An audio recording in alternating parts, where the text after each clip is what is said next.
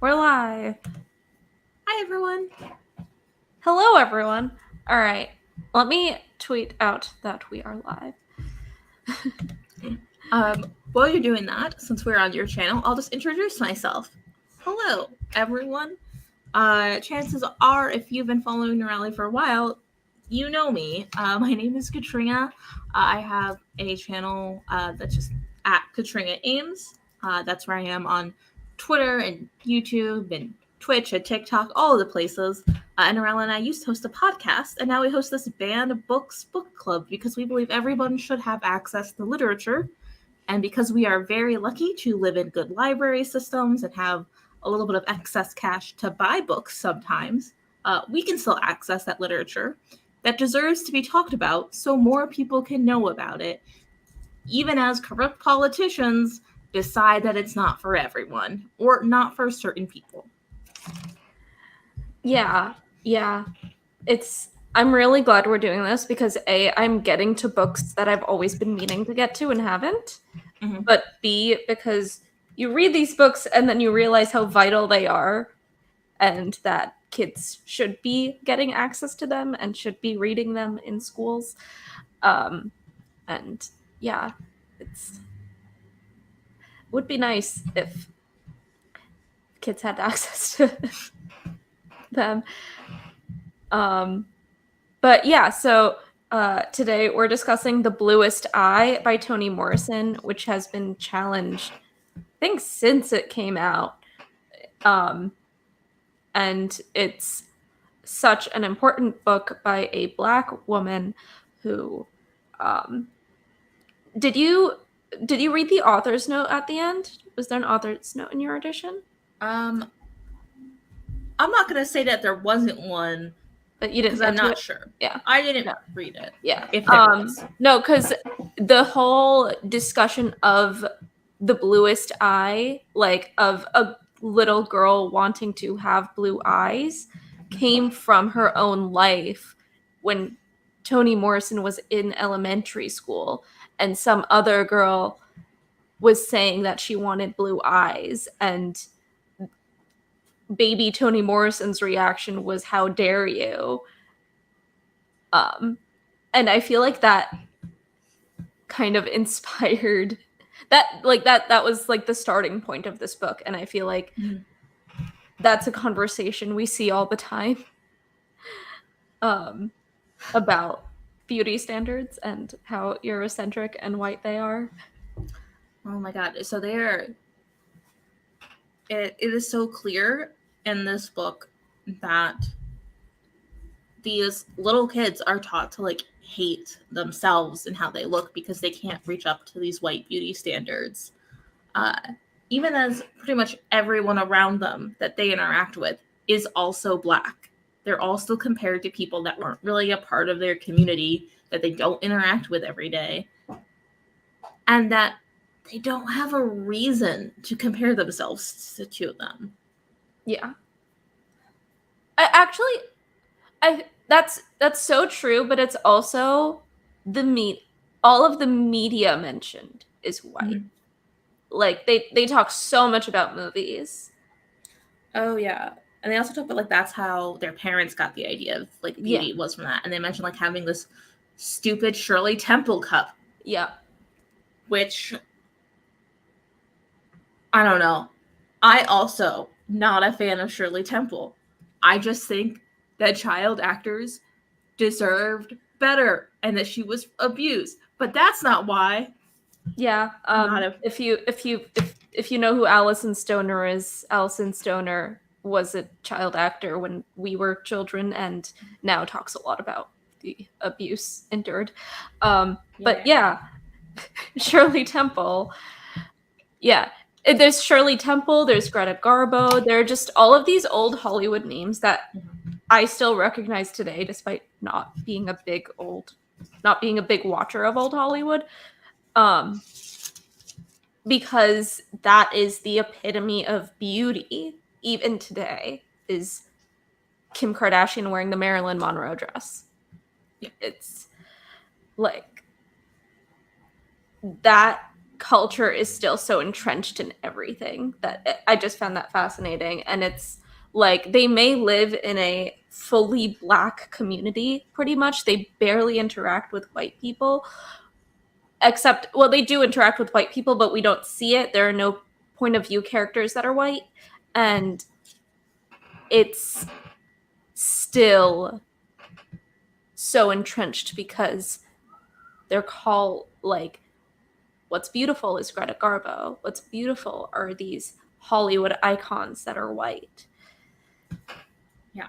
And even then, like, there's a scene pretty early on where one of the kids is gifted this white baby doll and is, like, expected to mother it and take care of it. And she's like, I don't want to do that.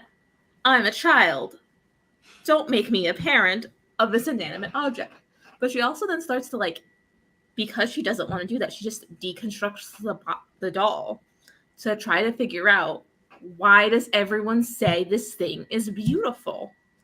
It's ugly and hard and gross. It's a metaphor for the book. Yeah. But I do stand by that. Baby dolls are creepy.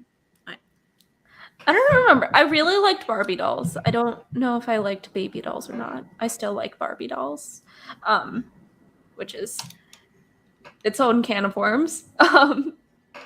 But yeah, it's just, I don't know. I remember. Oh yeah, she said no one asked me. Thanks, Matt. Yeah, she said no one asked me what I wanted for Christmas. She was assumed because she was a little girl that she would get a baby doll. And as a little Black girl, getting a white baby doll, because Black baby dolls still aren't very common to this day, it's just so... This is the role that you are expected to play for the rest of your life. Yeah, and the adults get mad at her, too, for not liking it and for taking it apart. Because that's what they wanted, but their parents couldn't afford to get that for them. Yeah, and this was Claudia who got the baby doll. But interestingly, the same thing happens with an adult who enjoys that role, where the mom goes to this white person's house and takes care of a white child and is able to care for the white child really well while not being able to care for her Black daughter. Yeah. And that's real rough. Yeah. Society, man. Society. Yeah, I remember so I wasn't like super, so I was homeschooled in elementary school, so I wasn't like super aware of like what other people were really like and what other kids were like, and I didn't have a lot of that exposure to like beauty standards because I watched Arthur and Sesame Street. Classically, no standards there. They're animals. No, Big Bird is an unreasonable expectation for anyone. I'll never be that tall. But I remember a couple years later, and like I was 10 or 11, I was getting really into fan fiction. And everybody wrote these like beautiful, like dark-haired heroines with these beautiful blue and green eyes. And I thought very reasonably, like, oh, well, a lot of these like fan fictions were for anime. And like I've seen anime main characters and they have like wild hair. That's not real, but blue eyes, I know they exist. So maybe they're just really common. Maybe I'm super special for having brown eyes. Maybe it's like really rare and I'm really great. You are. I am. That is what everyone should feel. As it turns out, brown eyes, incredibly common. Yeah. Oh, Matt has an interesting insight. It's that she wanted the role and image more than her own responsibility. Yeah, she couldn't handle her life and her living in the storefront and just the fact that her husband was who he was and that her children weren't beautiful. And so she kind of invented this fantasy land for herself in this home she worked in, where she was in control of everything and had the best blueberry pie, and they didn't want to get rid of her. She was valued. And yeah, there's so much there. That's such an interesting character. But yeah, it's yeah, she but it was she was able to put on a persona and not live with her reality for a little while. Yeah. And I feel like they called her like the perfect servant. Because she just filled that role so well. She was so capable of taking care of this little white girl. Mm-hmm. Her parents like thought she was the best. She always cleaned the kitchen super well. Everything was neat and tidy and great. They're like, we will never get rid of you. You are an essential part of our household. Which is also not how most white families thought of their black servants back then. Yeah. Just, you know, there's an interchangeability to it, even if, you know, you love their pie. Yeah. Yeah, I mean, just in capitalist society, you are replaceable. And this was the one thing this is the one thing she felt that she was good at and was irreplaceable. Whereas with being an actual mother and an actual wife, she didn't feel good at that. She wasn't respected in those roles and didn't respect herself in those roles. So yeah. I mean, I think it's important to say that she was also in an abusive relationship with her husband. Yeah. That other people had asked her to leave him before. Yeah. Because he's the same guy who at the beginning of the book we find out burned down his house with his family inside of it. So he's not doing great. Understatement. It's not doing great. So I understand in a way why she doesn't want to be at home, why she doesn't want to be in that environment. She doesn't want to confront her life and what it is. And it's only after he does the unforgivable and then leaves himself that she's able to get a real house for her and her kid. Mm-hmm. Yeah. And I think also part of that is just that her real life, it wasn't safe for her. And there wasn't really anything she could do to protect her children. But she had this place where she was safe. Mm-hmm. And that's, you know, not great. And she definitely also passed on her trauma to her children. Yeah, so much of this book is about intergenerational trauma. And yeah, Matt says she led her family all out of fear too. Mm-hmm. She wanted her husband to suffer and be judged. Which, did he suffer? I feel like he suffered in the sense that other people talked about him. Yeah, and I feel like this book does a decent job of showing his life before, like his life growing up, and that it wasn't the easiest ride in the world. So he suffered in that sense, and like his first sexual experience was traumatic, but also for what he did. Did he suffer? He ran away the same way he ran away in his early childhood. Yeah. And I guess I would also say there's also like clear like colorism throughout the book, with like light-skinned families clearly having better lives or more access to money or better homes or like some prestige within the community, even as they diss that entire community. Yeah.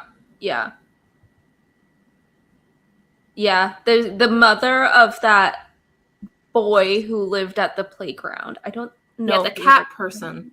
Yeah, the cat lady. What a horrifying life to live. Like, I don't know. She basically raised like she raised a bad kid because of her prejudice and also a little bit her trauma of like real of being like, this is the only way to be successful in the world is to reject my people and only sit with the good colored people. This is the book's words, not mine. Of like the good colored people and not the N words. Yeah. And it's just sad, but also like even in the Asian community I see that kind of stuff all the time. So yeah, it's about aligning yourself to whiteness as much as you possibly can because you know that's the only way up in this world. Yeah, no. I remember when I was like 19 and my mom told her that she changed her name to be a white name. And I was like, what the heck? When did you do that? And she said, oh, when I turned 18. I was like, what? It's that like, it's also like the invisible ways that people of color are pressured to assimilate and align themselves with whiteness. Because if you look at my mom, she's a South Asian woman. She looks like a South Asian woman. There is no denying it. But her name is German. So no, if they don't meet her, nobody knows. Yeah. And then which is the I mean, they've tested black names versus white names, which resumes get looked at more, which resumes get called. There's like evidence of having a white name benefits you. Yeah. So, and I think I don't blame her. Yeah. I think that's like a thing that people of color know inherently. Mm-hmm. And like the study was just to like prove it to white people. It's like, yes, tell us something we don't know. Yeah, we need the data to back it up. Yeah. Callie Rambles says Toni Morrison was great at showing all the different sides of someone's story, even those who did absolutely horrible things. I don't remember him ever getting consequences for what he did to Piccola. Yeah. Yeah, I think it's great at showing, this book is so great at showing the root of why someone would do something so horrific and violent. Or why someone would blame a little girl for her son's like horrificness, or yeah, there's so much. We see a lot of like the origin of trauma, but we don't really get to see any resolution of trauma. We just kind of sit in it. Yeah, which I think is kind of similar to real life. It's I feel like that's true to life, of just we see the bad things happen. We don't necessarily always see the consequences. Yeah. I think it's true to life, but I think it's not as though the book doesn't have a good ending. I feel like the book ended in a really good way, which was, this is how everyone failed this poor girl.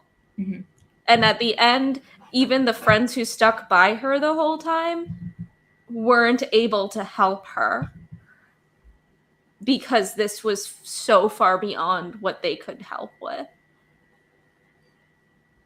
Yeah. And they were also just little kids. Yeah, and anybody who thinks that growing flowers is going to like prove something unrelated to how good you can grow flowers, they're not really people who can help you in serious situations. It's not their fault. I mean, they're small kids. They're like, yeah, it really takes a village to raise a person well, because any one person can inflict trauma. Exactly. Yeah. And yeah, gosh, this book is so much about innocence, I feel like, because every single person whose perspective we get is innocent at the start of their story, has like everything done to them causes harm to them, and then they cause harm to others, or they cause harm to themselves. Except with the exception of the prostitutes. I find those characters so cool. Yeah, I guess They were the most enlightened, chill people in the book. Yeah, because they were treated poorly by their communities, but they never harm anyone. The closest they come is when the kids come up and like insult the woman, she throws a bottle at their feet and it doesn't hurt them. Yeah. And I got to assume she's got great aim. Yeah, like I don't think she was out to hurt those kids. I think she was just like go away. Like not in the nicest way, of course, but yeah, I think we saw Piccola's perspective of these women first, and Piccola lived right under them, and she saw these women own themselves and just be happy owning themselves. And this book talks about how they were prostitutes, but they didn't have a pimp. They didn't have anyone to answer to. Mm-hmm. And they had self-respect. And they're probably the only people in the book who had self-respect.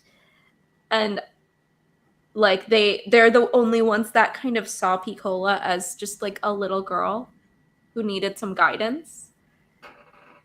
But then every other person in the book is afraid of these women who are self-possessed and just okay with their lot in life. Yeah, because it even says when like introducing them, they weren't in bad circumstances. They had chosen to do this. They liked they liked their jobs. And they also make all of these promises to Piccola about like the trips they're gonna go on together and like how they're gonna like protect her. And even though they're telling her adult stories, some would argue, about their experiences, they don't get into specifics. This child does not know where babies come from. No. So poor kid. Yeah, maybe we should have comprehensive sexual education in schools. I mean, maybe. It couldn't hurt. Maybe these kids should know what menstruation is before they start menstruating. Yeah, that would have been helpful. Yeah. I also think like so the menstruation focus is really interesting because even that, when I read it, was like, oh, this is one of the many losses of innocence as she transfers into quote unquote adulthood. Mm-hmm. None of those church ladies are inviting her to talk to them. They still see her as a child.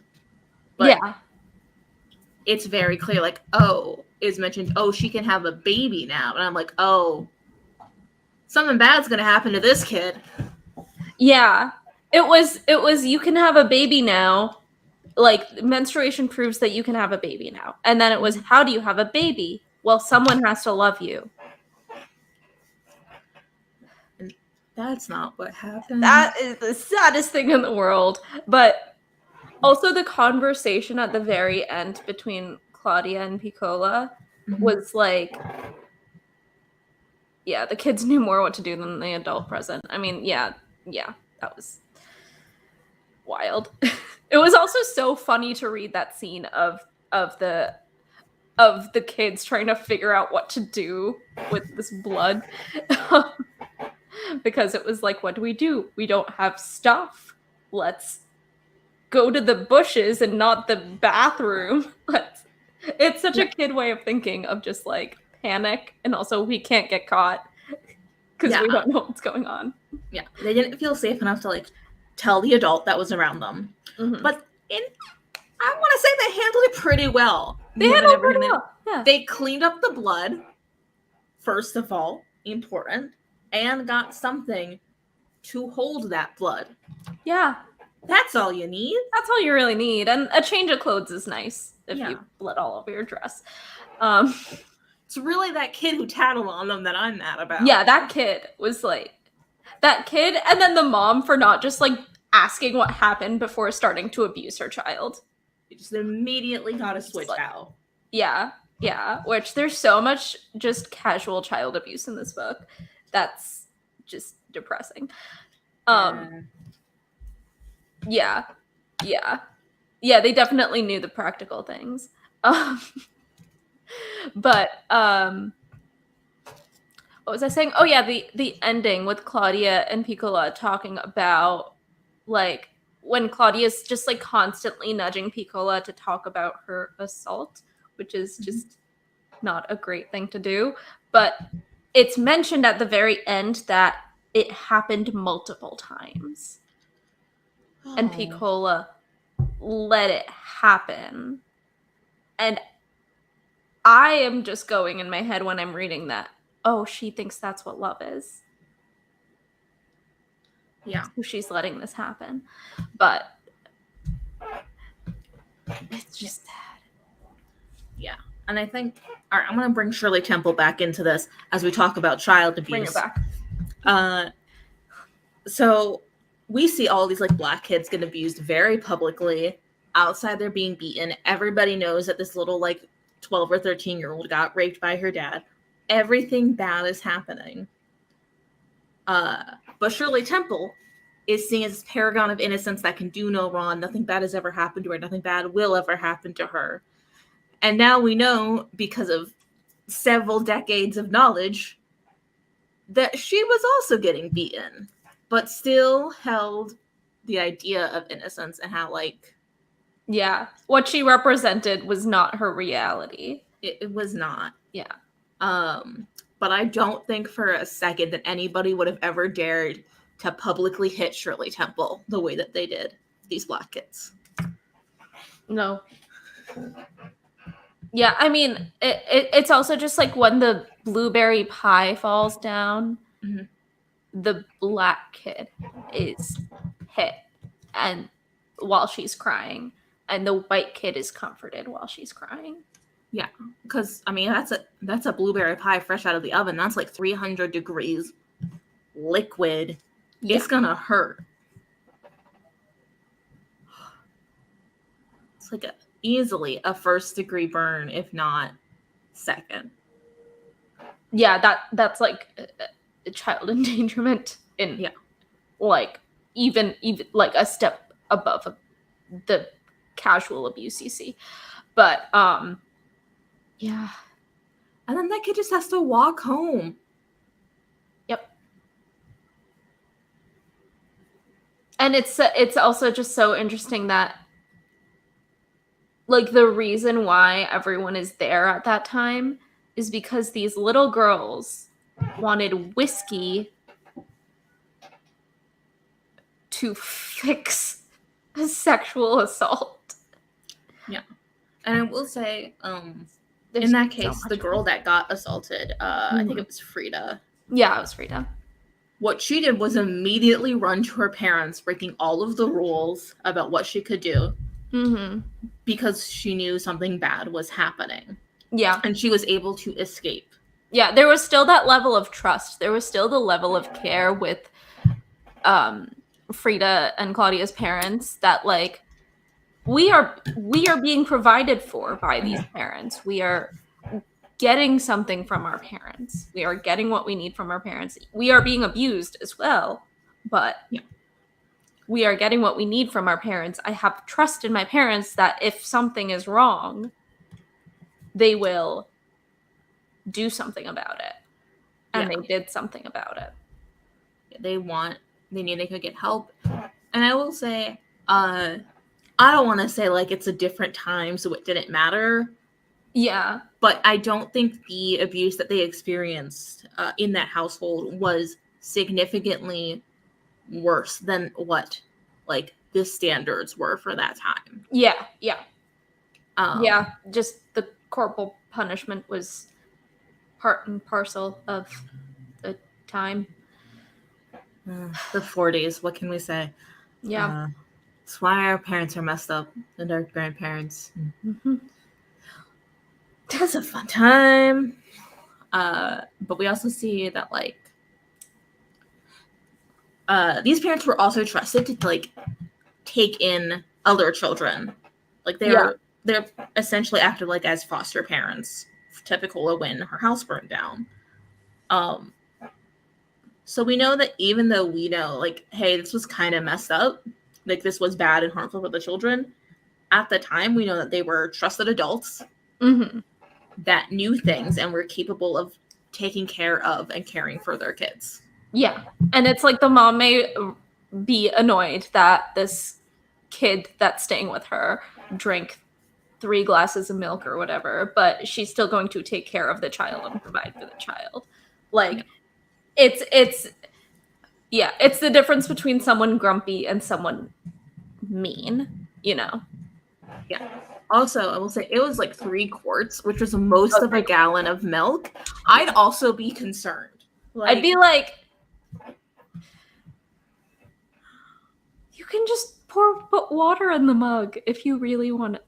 Yeah, even if they didn't understand that, I understand it being like annoying from a cost perspective, but I'd be like, is this kid dying? That's a lot of milk. It's like, why do you need milk? Also, does your stomach hurt? That's a lot of milk. Yeah. It's the difference between a trusted adult and an adult who has not shown any reason for you to trust them with the mothers. Yeah, Matt says, even I drank lots of milk as a kid, but not that much. Yeah, I drank 2 glasses of milk every day, but yeah, not almost a whole gallon. Yeah.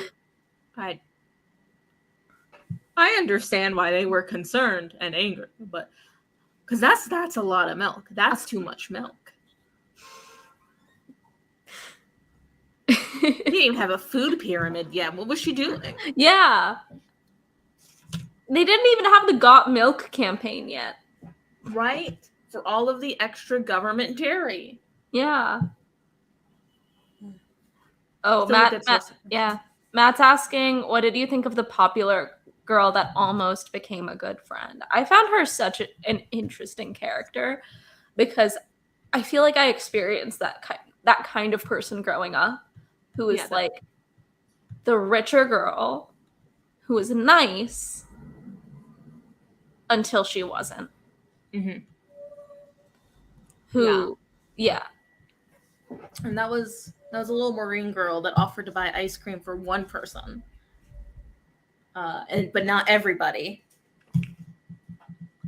And she was doing it. Yeah, the fact that she was doing the "let me buy you ice cream" girl who was bullied in front of 2 other people. It was so performative. Yeah, it was so just like, look at me doing charity for this poor girl. Yeah. And I like, to a certain extent, like I want to assume that she had good intentions and was just stupid as like a 10-year-old. Yeah. Making poor decisions sometimes. Yeah. Yeah, Matt says maybe she wanted to play a little hero and stopping the bullies with her reputation. Yeah, and like, which is like not necessarily a bad instinct. Yeah. But it is like the fact that the only thing she's able to talk about is the lawsuits her family does to like get things. It's a lot, and also I'm just like, I recognize this girl. I grew up with this girl. Like, it's clear that this is like an upwardly mobile family trying to like get their child to understand like, no, we are good and we are better than everyone around you because we are going to continue to be upwardly mobile to the point where you won't know anyone you knew as a kid. Yeah. And like, it's, for me, I'm just reminded of the charity invite to the birthday party at the really nice mansion, which happened multiple times in my school. And it would be one person out of the unpopular friend group would get invited every time. And it's just... Okay, so this is not... So, I'm probably, like, pretty easily one of the poorest of my friends in, like, various friend groups multiple times. And what always annoyed me is when, like, parents were like, we don't want anything for our kids for their birthday. Just donate to this charity. And I'm like, I don't want to do that. Yeah. But it makes you look like a bad person if you don't donate. And I'm like, I don't have money for that. I mean, how do they even track that? Right? Just give me cake. Yeah. Like, I was only gonna make a card anyways. Just... Yeah. Birthday parties are such a class thing. They're so... The birthday parties and the buying of the presents and the... It's all just so... Just... class warfare as a child. That's what it is. And, like, I feel like class comes up so often in these books. And it's really, really often tied, again, to race. Between, we see, like, this white family that the black lady works for. Mm-hmm. We see the poorest black people being described as ugly and dark-skinned. And then we see someone, like the other girls are, like, also, like, pretty black and, like, dark-skinned, but they have a little more money and they're scraping by. And then we see these, like, light-skinned, upwardly mobile families that are, like, popular and perceived to have power and keep a good home and raise sociopaths for whatever reason. But, like, there's a clear system and there's a clear place where every single family falls into it. Yeah. It's just, like, you know where you stand the second you enter the playground. Like, the second you walk into school. And it's so much of it is described through the clothes they're wearing. It's through, like, which stockings you have. Are your stockings torn? It's like, what dress do you have? Do you have an old dress? Do you have a velvet glove? Like, there's so much. Yeah. Matt says, I also spent a lot of time with this book thinking about the danger of festering in one's own delusion. Which is, yeah, that's like, especially an image. Yeah, that's exactly what happens to Piccola at the end. And that's, like, considered the big failure of the book, is that she gets her blue eyes. And she sees her, it's so interesting because that scene is just, she sees herself as beautiful. But the second there's a hint of challenge to that, the second Claudia jokes that there could be someone with more blue eyes than her, it all falls apart. And she is back to being ugly. And she is back to... She needs to have the bluest eyes. Mm-hmm. Yeah. And I think... And yeah, that's... Yeah. Yeah. I think it's, like, part of the way of her, like, explaining away her trauma. And she's clearly... She's clearly explaining away why everyone's treating her better all of a sudden. Mm-hmm. But... And also why people aren't looking at her. Yeah. She's too beautiful. Yeah. And Yeah, the church guy manipulating. That guy.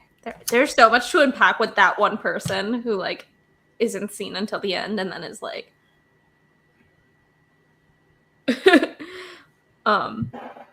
Yeah, but sorry, you were saying something? Oh, yeah. I don't remember anymore. Okay. But also the men played like a really small role in this book. Yeah, I was thinking that while reading it until we got to Charlie's. Yeah. I'm pronouncing it Charlie. Yeah. I listened to the audiobook and it's pretty much Charlie. Okay. Or no, it was the little boy first. The little boy who hates the cat first, who we see, which felt like a fairly natural progression because we see his mother first and then we see him.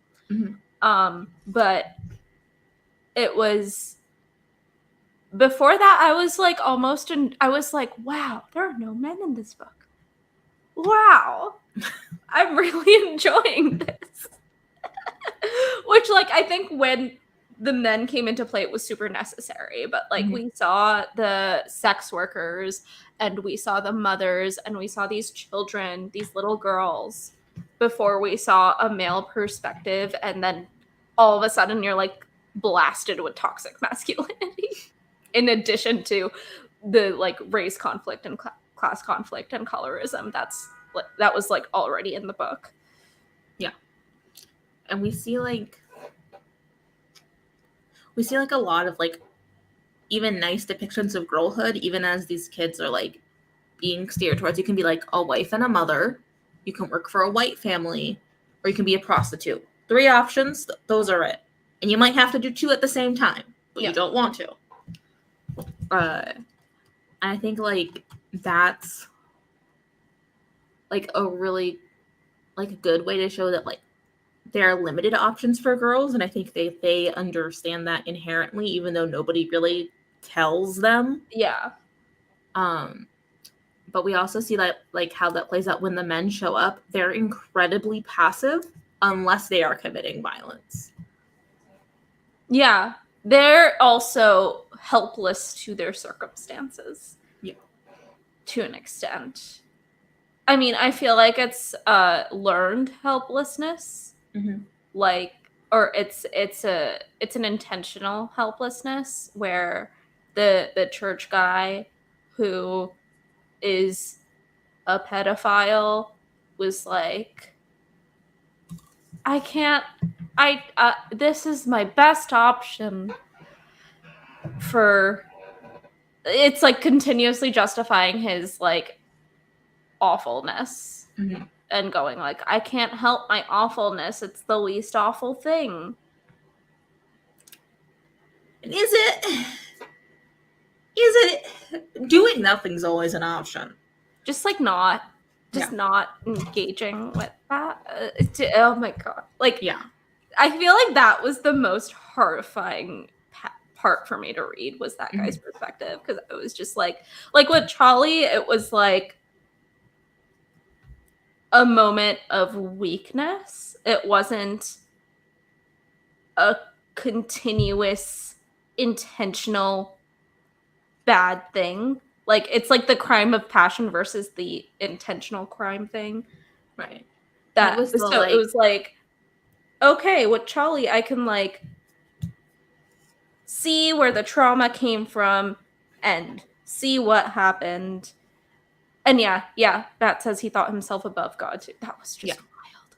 Yeah. So Charlie's too much. Leaves. That was chilling, honestly. It was chilling to read that. Yeah. Like, I think it takes a lot to believe you are so good that you can impact violence upon people. You can commit horrible, violent, manipulative acts and then just stay in the community. Yeah. Anyways, fuck that guy. Yeah. Honestly, I'm just like, because when he gave her the blue eyes, or like, yeah, he also killed a dog. Like, he was like, look at this amazing thing I'm doing by granting this little girl a wish and not sexually assaulting this little girl. Look how amazing I am for not sexually assaulting this little girl and fulfilling a dream of hers by making her kill a dog. So good. Just Untapped Inkwell says he's giving real Frollo vibes from Hunchback of Notre Dame. Yeah. You know what? Good on that movie for teaching us to just leave bad situations. Yeah. But yeah, we have about 15 minutes left officially, but unofficially we can go for as long as we want. But it's just like we're reading about this like awful, terrible person, and I got chills, and I am a fully grown adult, and you are too. And we both are just not really able to talk about it without getting some type of way about it. And I'm just going, well, this is a banned books club. where it's pretty clear why this book has been challenged so many times. It talks about a lot of horrific things all at once. Yeah. I believe it was most frequently banned for discussions of race and discussions of sex. Both of those things, we're not going to deny, they're in the book. Yeah.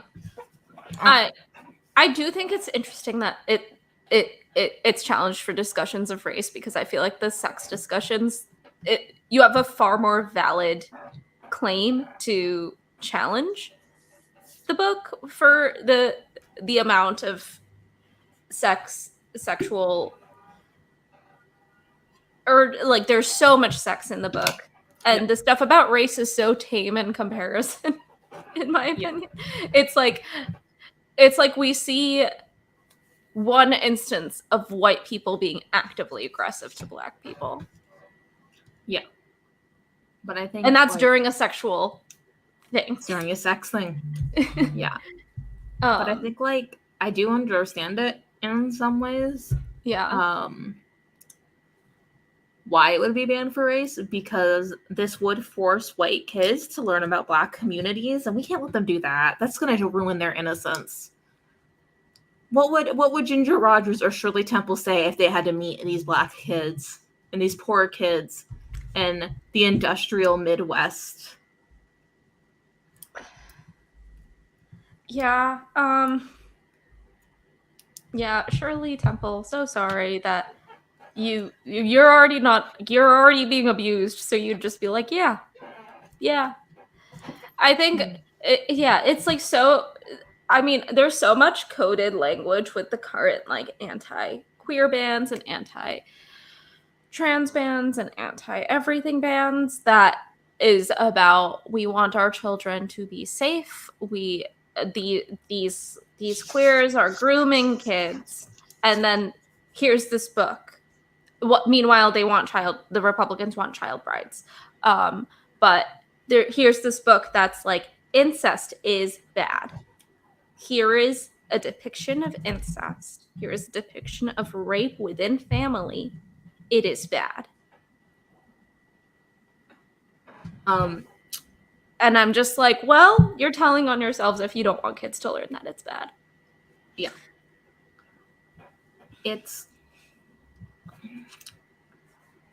So I guess I just want to clarify one thing real quickly. There are 20 U.S. states that don't have a minimum age for marriage.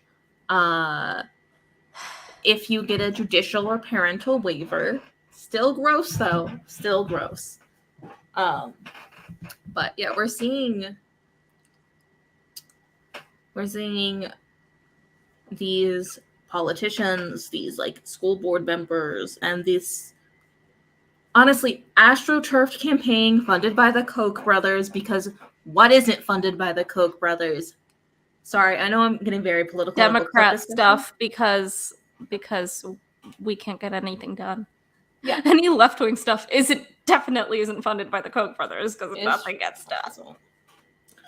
But like today in Pennsylvania, there's a Republican-controlled legislature, and a lot of Democrats signed this, what's known as a discharge petition. To, if enough members sign on, they can put a bill up for a vote, and you have to vote on whether it can get out of committee if the committee isn't going to get it through. And this was to make universal background checks in Pennsylvania. Keep in mind that in the past couple of weeks, we have seen mass shootings. For gun control, yes. Background checks for gun control, yeah. We saw the shootings in Texas. There was another one a couple weeks ago at this in Koreatown in Dallas, Texas. There was an attempted mass shooting at a Taiwanese church in California. There was a shooting at the grocery store in Buffalo, New York. 3 kids were killed outside of a high school in Philly yesterday. God. It's happening again and again and again.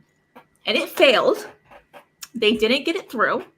But some fun things the Republican legislature in Pennsylvania did get through is banning trans girls from playing sports. They passed that one. They had the time for that. Nothing about trans boys? That's so fascinating. Yeah. I don't think they understand that those exist still. I don't want to be the one to tell them. Yeah, But, like, yeah. It's like let the boys fly under the radar. Let whoever can fly under the radar fly under the radar. I'm not gonna be the one to tell them. No. Don't break the news to them. But yeah, no, we're seeing like there are things that could actually keep our kids safe because we want safe schools. Things like fully funding our schools, updating our ventilation systems to deal with COVID-19 better because our schools are like 100 years old. They're not well built by today's standards. They're not safe by today's standards. We could pay teachers more. We could make sure every school has counselors and nurses and a team of adults that are like caring for the kids and having fully staffed schools. And instead, we're banning books and saying that like less than 1% of high school athletes can no longer be athletes. Yeah, I'm just it's the governor of Utah had it right, where it's like impacting 3 kids. You just want 3 kids to suffer. I have better things to do than torture 3 kids. Yeah, which the governor of Utah is a Republican and did a good thing and a few months ago, and that's just like what's keeping me going at the moment. Also, like, sorry, Callie. It's not that great at anywhere else, really. But I mean, yeah. Oh my God, I was ready. I didn't rant yesterday, but I was ready to rant about people talking about New York gun laws and how that doesn't stop shootings, and I was just. I've driven to Pennsylvania in less than a day. Like from the far side of it. There hasn't been a mass school shooting here, but we're getting off track. Like things to keep kids safe.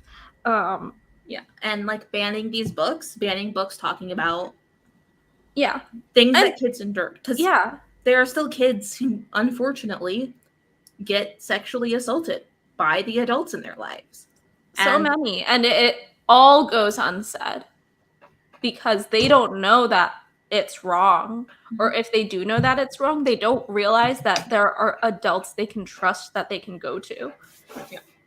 And a teacher teaching a book like this or a book like All Boys Aren't Blue that also discusses incest and that it's a bad thing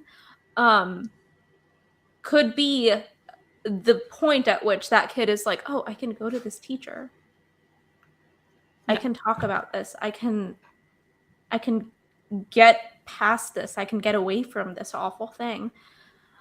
And it's interesting because there are things there, like one specific thing in this book did make me really uncomfortable, and that was the one time being queer was discussed was when a pedophile was talking about how maybe they were a homosexual, but little girls were better.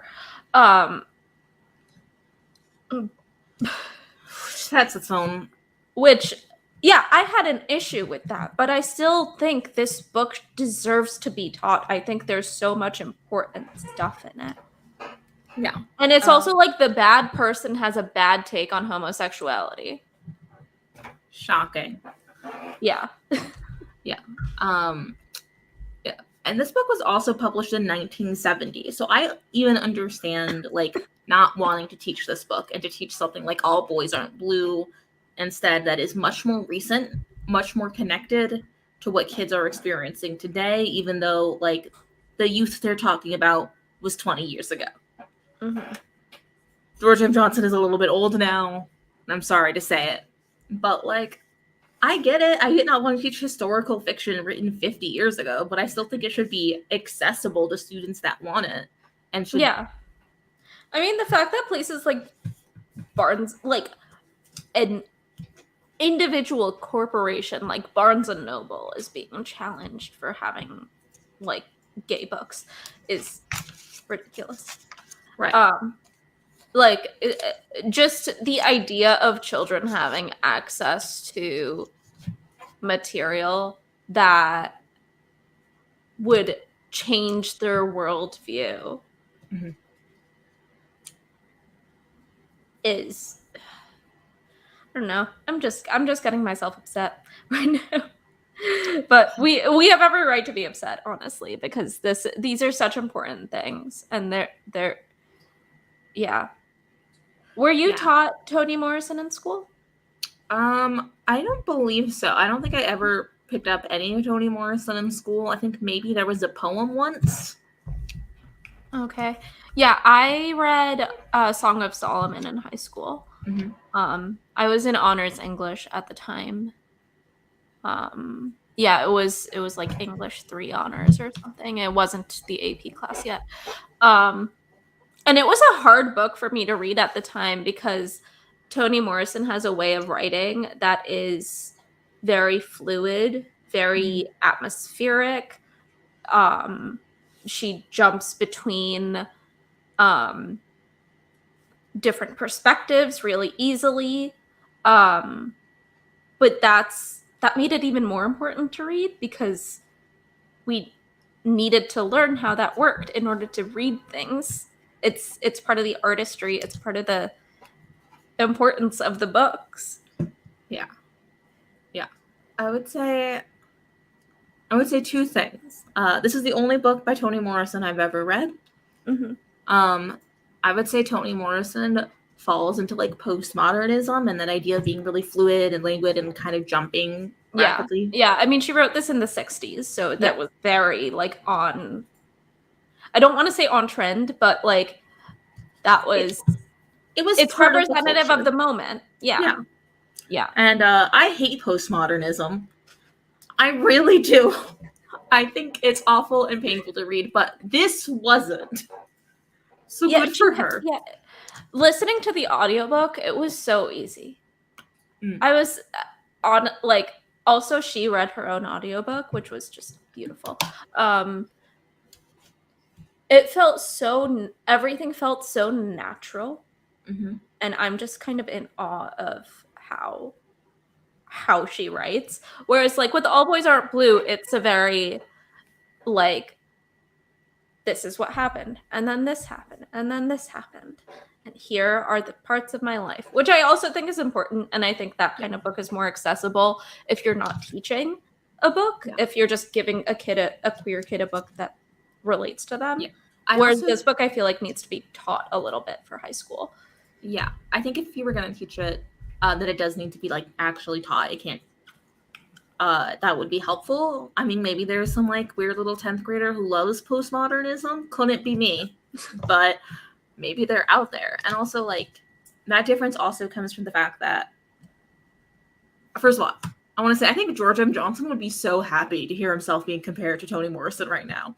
Yeah, but it's just like we all have read the book. If you're like we're in the book club, you know about this book. You've read it, but it's also that like that book was nonfiction.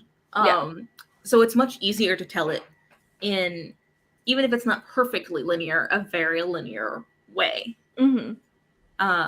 Which this doesn't need it because it is fiction and you can go back and forth and into different characters. And I think, I think what this book did, I think the book's progression, like the point of the book's progression was to deconstruct the blue eye thing and to deconstruct this like beauty standard and the racism and everything that contributed to this poor girl's suffering. So like that way, I feel like that's why it flows really well, even though it's not linear and it's not one perspective the whole time. And it does do the seasonal thing. It has breaks for the seasons, but I almost feel like the seasons were an afterthought, with the exception of the very beginning and the very end being about the flowers. But I feel like it was more about like, here's the progression of the bad things and how they happened.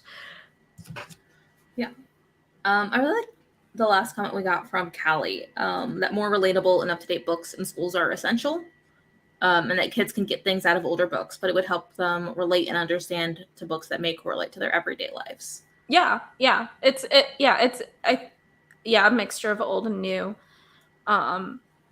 Would help modernize a classroom. Yeah, I mean, there's a reason why we read Jane Austen. There's like, I will defend reading Jane Austen, reading a Jane Austen in school, like till the end of time. There's a reason why you read her.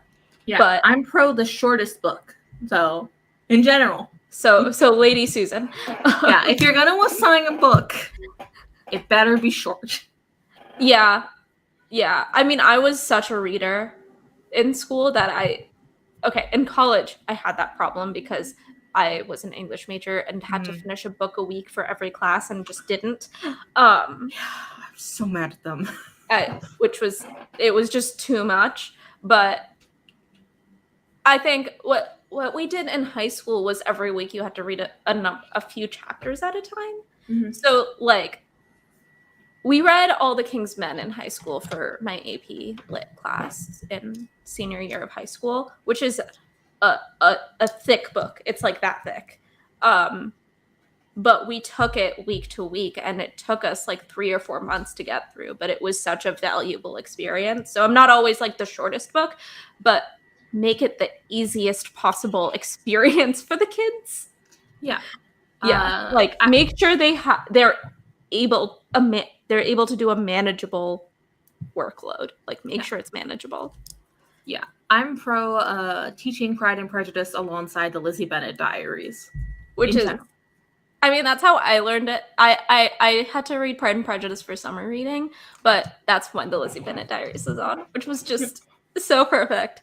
Although now, thinking back now, I'm just like, we could do with a new adaptation that is modern of, like, I feel like even now, Lizzie Bennet Diaries is dated because it was so to that moment. Yeah.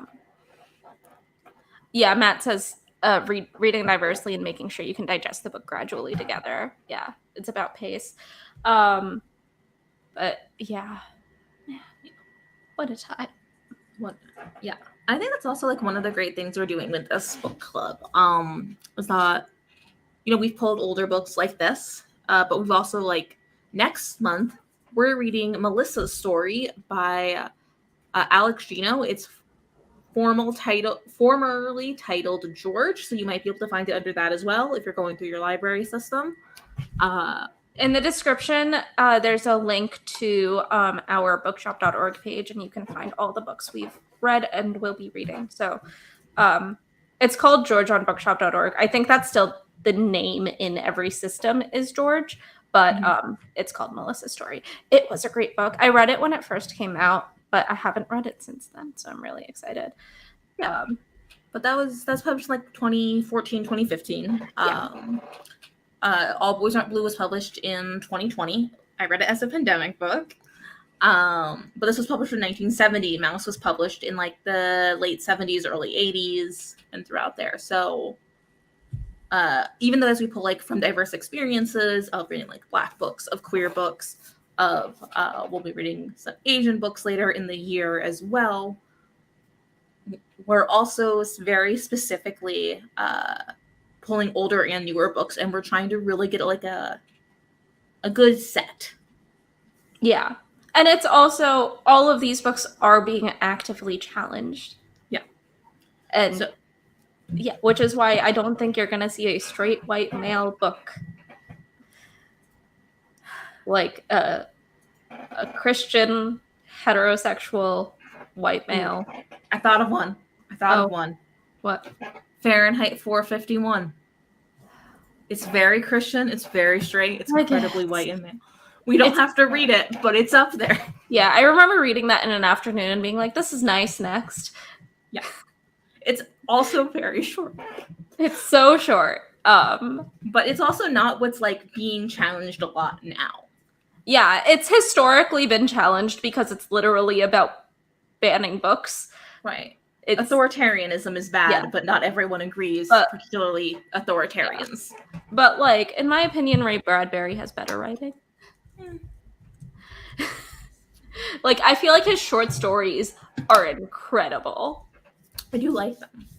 So, just like Fahrenheit 451's a great book, but I'm also just like, I guess. Whereas like the books we're reading right now are so interesting and fun to read. And like, I mean, obviously this book is such a heavy, dark book in a lot of ways, but I almost feel while reading it, I was kind of reminded of To Kill a Mockingbird, where it's like such heavy subject matter, but being told through a child's eyes for a lot of it. So it's the impact is different and like lighter because a kid doesn't understand everything going on. But like there's such interesting, fun discussions, and I feel like the Ray Bradbury discussion would just be like, burning books, bad. Thanks, Ray Bradbury. Yeah. I feel like we're really good at pulling stories that are like both diverse and like identity and like what cultures they're writing about, but also like over time in literary traditions. Because we've done comics, we've done nonfictions, memoirs. Now we have this weird postmodernist shit that I surprisingly thought was okay. I'm mad that I thought it was okay. I'm mad at myself.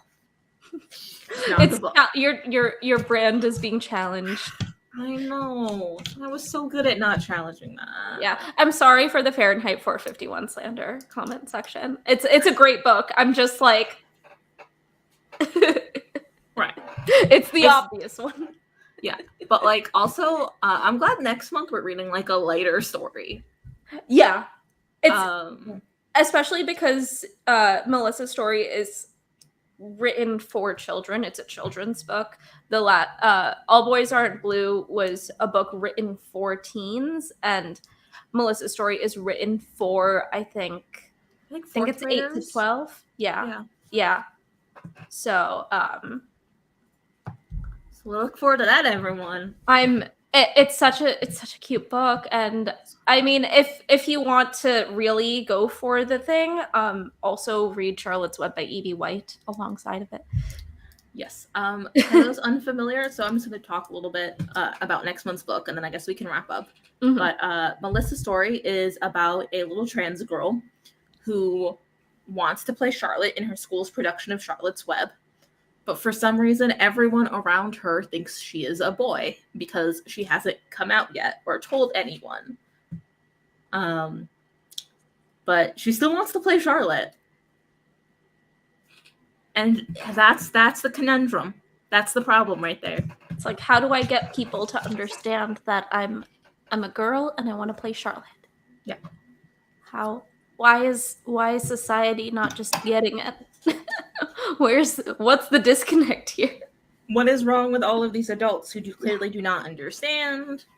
But is it written in like 2015? It is about like a 10-year-old kid having 10-year-old kid problems, and she also happens to be trans. Yeah, I will say, obviously, because of the subject matter, there is a lot of dead naming. I mean, the book was originally called George because, like, it was not a spoiler that her name would be Melissa or that she was a trans kid, but there's a lot of like misgendering on purpose.